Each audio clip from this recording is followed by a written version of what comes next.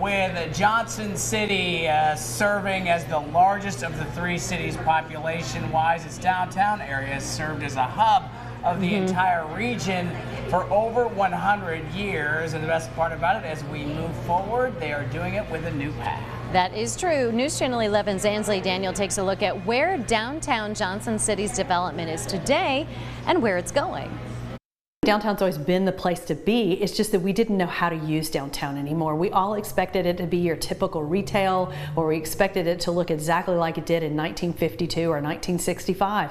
We're just not there anymore. We're not using our buildings that way. Johnson City native and now executive director for the Johnson City Development Authority, Tish Oldham, says what you see happening downtown is where the city has been trying to go for decades now. As we look at the number of building permits that have been pulled, you can be very analytical about it and see the amount of money that's being committed, but all you have to do right now is walk down Market Street, walk down Main Street, and you're going to actually hear the hammers, you're going to hear the drills, you're going to see balconies being put up, and you're going to see walls being demoed. There's a big focus on making spaces multi-use. It matters who the businesses are that are in downtown.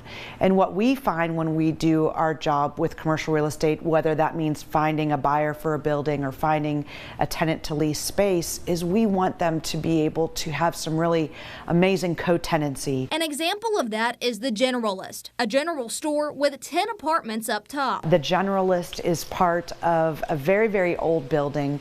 Mass and Gills was a staple in downtown Johnson City for like 100 years. And through the course of a brand new developer coming in and completely renovating this entire building, now we have our own little general store and retail collective that has changed the face of downtown. Shannon Castillo is a broker with Mitch Cox Realty with a heavy focus on the downtown area. She says there is a recipe to have a successful business downtown, and it starts with the right people. You have to have a developer that sees the potential that some of these old buildings have. That's step one.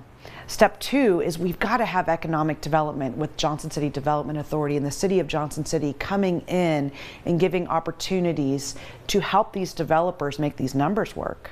And then three, you have to have a tenant that also sees the benefit of being in a downtown versus another part in the city or in another bigger city. Oldham agrees and says the influx of people moving to the region will also have an impact. Johnson City has been built by people who have come from other places, and so we know you're just going to jump right in there like the rest of us have. Get a business going, have a conversation with someone, let's make this city ours, and we're going to continue to make it what it is next. And as for what is next, you're going to see a lot more residential, whether that means apartments or condos that might be available for sale. I think we will see more retail, specialty retail. I think we'll see more restaurants. In addition, I think we will see office space too. In Johnson City, Ansley Daniel, News Channel 11.